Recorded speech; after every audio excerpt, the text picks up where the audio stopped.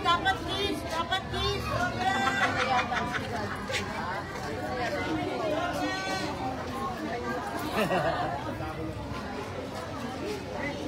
Bakit pa na anak niyo?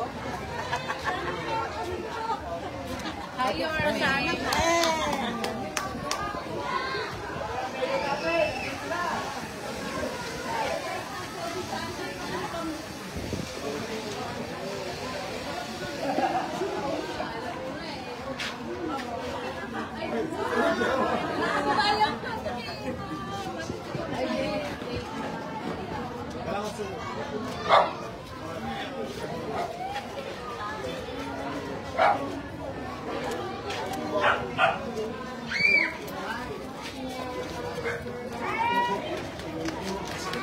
Your man, good afternoon.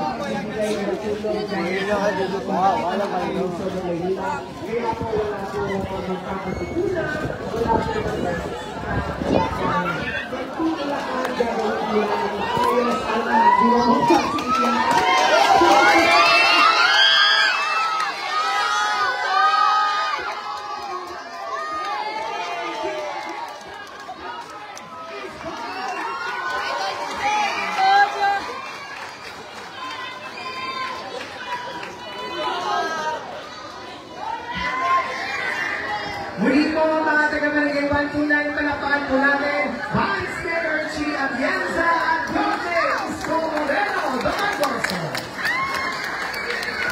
At sa mga pagkakataon po ito upang bumati po sa atin, palapakan po natin, Vice Mayor Chi Atienza. Magandang hapon. Alam mo, nahuhundin ko ang lakas at kasiyahan sa mga manunulat. Kasi kahit ano nangyari sa inyo, pagpunta namin dito, parang masaya na rin ngayon. Pero alam niyo kung masakit yung nangyari. Dahil sa isang inyong lahat, yung pinagpagulan ninyo, wala. Pero huwag kayo mag-alala. Dahil importante, buhay kayo. At naniniwala ko, kapag ibigay niyo sa Panginoon ang lahat ng hinanakit niyo, lahat ng takot niyo, kaya niyang ibalik ang lahat ng siksik niyo. Pero pag nabigay na niya lahat sa inyo, mas maganda na ang buhay niyo dahil kasama niyo. Anyway, nandito kami ni Yorme at ang mga konsihal para ipakita sa inyo na buhay na ang gobyerno sa Maynila. At makakaasa kayo na nandito ng kami palagi kasama ngayon. Maraming salamat. Thank you. Maraming salamat po, Vice Mayor Chi Atienza. At sa mga pagkakataon ito, maraming naman po natin taga-Barangay 129. Palakpakan po natin ang ama ng lungsod ng Maynila, Jorge Isko Moreno.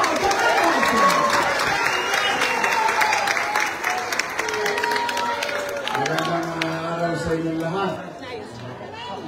Una-una, kami ni Chi ay nakikisimpatya sa Sintipidyo. Nakikisimpatya ko, talaga ganyan, no? Wala namang kasunod. Huwag na kasi kayo naglalaro ng ako. Hindi, pinapatawa ko. Ang importante, hindi tayo. Life must go on. Pero matanong ko muna kayo. Tinanong ko si Chairman kanina eh. Positive yung sagot eh. Daming kababaihan. Nawawala na ba yung mga basura?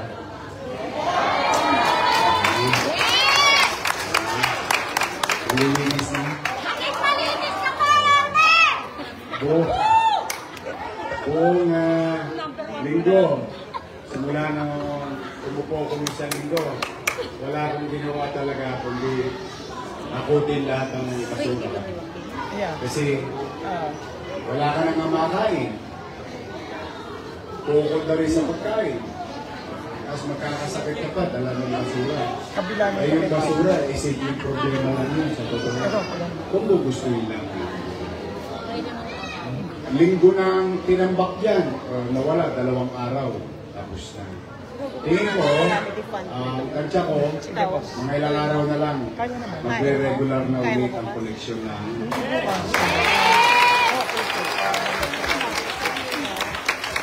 Pag nabalik ko na yung koleksyon ng maayos, kayo naman ang may obligasyon. Balik naman ko sa inyo. Kasi yung tambak ng basura, kapabayaan ng gobyerno. Na-resolve na. Ayos na. Organize na. Kayo naman ang hingin ko ng tulong. Kayo naman yung hindi maglalabas ng basura pag wala pa yung truck. Kasi ang trabaho ko, pagdatingin ko ang truck dito. Ang trabaho naman ng tao, ilabas sa tamang oras. Pwede ba yun? Basta ang obligasyon ko, hindi magtatagal yung basura sa loob ng bahay. Dapat ang truck regular nang darating sa ating barangay. Okay ba yun? Hati tayo. Kaya trabaho nyo, disiplina. Ang trabaho ko, tuparin ang pangako. Tama ba? Kasi di baling mahirap tayo, hindi kailangan maging dubyo. Di baling squatter tayo, hindi kailangan maging dubyo. Pwede naman kahit mahirap tayo, malinis, maliwalas ang kapaligiran. Di ba? Pwede, di ba? Ang tanong, may toast gas ba yun? Wala. Tiway lang. Laway-laway lang. Usog, gano'n? Kasi walang puhunan. So, pag ang taong bayan, pamalaan, pareho ang gawa. Wednesday, para Thursday. Kaya ko magkakaroon. Pangalawa, itong linggo to, ang pangako ko sa sarili ko at yung pinangako ko, ayusin ko yung problema ng Maynila. May pangalawang problema ng Maynila na malaki. Una, basura. Pangalawa, gamot. Gamot sa ating ospital at health center. Wala na. Tama mali. Pinangako ko sa sarili ko, re-resolvein ko yan this week. Kanina, mukhang nakikita-kita ko na maganda kinabukasan. Dahil, hindi magkaila sa inyo, wala na nagsusupply sa atin ng gamot. Kaya kahit pang-injection, ikaw bumibili. Laboratory, ikaw bumibili. Benda, ikaw bumibili. Ang nakukuha na lang ng tao sa health center at sa hospital, tumulo doon. Walang gamot. Kung tumulo mo doon, yakapson, ispirin. Bigyan niyo pa ako ng 2 araw, i-update ko kayo sa Facebook ko. Mukhang makakakuha na tayo at mag-normalize na rin ang supply ng gamot. Sa ospital natin, Sagat, at iba pang ospital natin, at mga health center. Kasi pinapibili ko na yung mga maintenance ng lolo't lola ko, yan ang pinaka-spoil sa akin, mga lolo't lola ko. Mga senior citizen, I love you. Yan ang spoil sa akin. Kaya, so may mga asin. Sa mga vitamins, sa teaspoon, iron, calcium. So, para mag-normalize namin makuha ang tao. So, ayan, this week ko naman yan. I-resolve. Pangatlong linggo, harapin ko naman yung financial na problema bilang lungsod.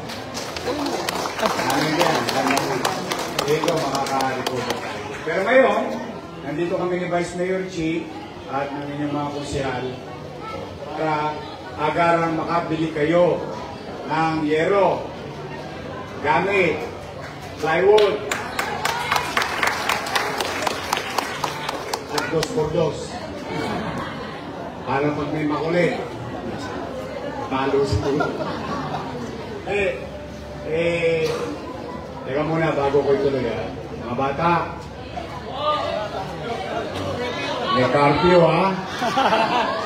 Don't panic, is organic.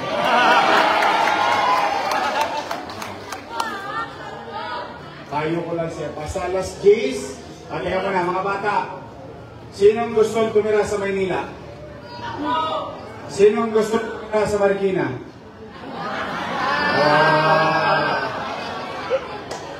Voice out. Voice out. Pag kayo nakita nang hindi nyo kasama ang nanay nyo, nang hindi nyo kasama ang tatay nyo, ang alas 10 ng gabi, naku, sa Marikina kayo matutulog. Alam niyo na meron doon? Boys Town. Hindi, maniwala kayo sa akin. Katulad nyo rin ako mga bata. Bukas pala, boss. Kung hindi ako nakinig sa nanay ko, malamang hindi ako mayor ngayon. Itong lugar nyo, maganda pa to sa tiniran ko. Mas mahirap ang buhay sa Arten. Dito, walang dumadaang truck. Kami doon, may vibrator ang bahay namin. Pagdaan ng truck, ganon, kadelikado. Pero nakaraos kami.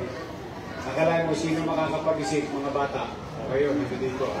Basurero, pwede maging mayor ng Maynila.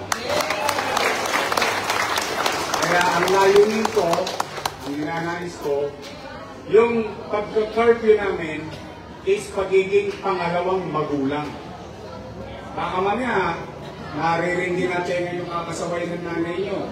Ayaw nyo pakinggan, ng tatay nyo, ayaw nyo pakinggan. Sigurado ako, pag nakuha kayo ni J. De La Puente, uy, malakpakan niya natin yung social welfare natin. Pag nakita kayo ni Director J. De La Puente, naku, Boys Town na nga abutin mo. Hindi, para sa inyo yan. Matulog kayo na maga, lalaki pa kayo. Mas mahal ang star. Nanay nyo, walang pambili star margarine. Pag natulog kayo na maga, mas tatangkad pa kayo. Okay, mga bata ha? Promise? Alas 10, uwi na. Sok pa na. Nung araw, ang nanay ko, Sansuwi. Sansutsut, uwi. Hindi, para sa inyo. Mahal ko kayo, kaya gusto ko maiwas kayo sa aksidente. Okay? Going back to you, natutuwa lang ako sa mga kasamahan ko ngayon sa gobyerno, sa Maynila. Mukhang mabilis kumilos. Mukhang mabilis kumilos. Dahil pagbukanan ng gobyerno, madali pa lang nilabas ang pera. Dati, 3 araw, 4 araw, 1 linggo. Inabot lang kayo ng weekend. Kung nagkataon same day, pwede na. So ngayon, ang good news, lahat ng nasunugan, tatanggap ng 15,000 pesos. Yorme, hindi kami nasunugan. Na-water damage kami. Kailangan. Tatanggap naman kayo ng 5,000 pesos. Walang may iwan. Kaya yan, ibili nyo ng gamit ninyo, ang damit nyo, ang soil. Ha? Natasha? Avon? Wow, sosyal. Eh, samantala kami ng araw sa Ilaya. Yung brief ko, wagar. Saka pwede side A, side B. Hindi, para makabili kayo kagad. Bakit ko nilaki yan? Dati 10,000 lang. Ginawa ko ng 15,000 kasi mahal na presyo ng yero, ng pako, dos, kasi gusto ko makapagpatayo kayo. Doon man lang mabawasan ang gastusin. Palakpakan nyo lang yung chairman. Mga kagawad natin. Ano? Si Exo. Kasi Exo. Ayan. Hindi nagkanda tayo ngayon. At least, nagtutulong-tulong. Mabilis tayo makarecover. Basta, isa puso ninyo. I love you. Mahal ko kayo. Talaga ako, gagawin ko ang lahat ng mga kaya ko. Makanaos ko kayo. So mag-iingat kayo. Nandito lang kami ni Vice Mayor Chi. Nandiyan mga kusyal nyo, si Junior. Ayan o, kusyal Ibay, kusyal Yeva. O yung kapitbahay natin, si kusyal Alfonso. At saka ito,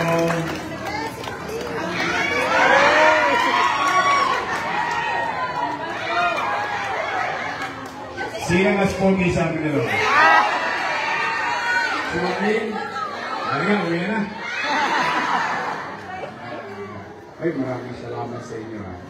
I really appreciate it. Gusto ko lang manalo siya para masubukan niya yung ginagawa ko dati bilang isa.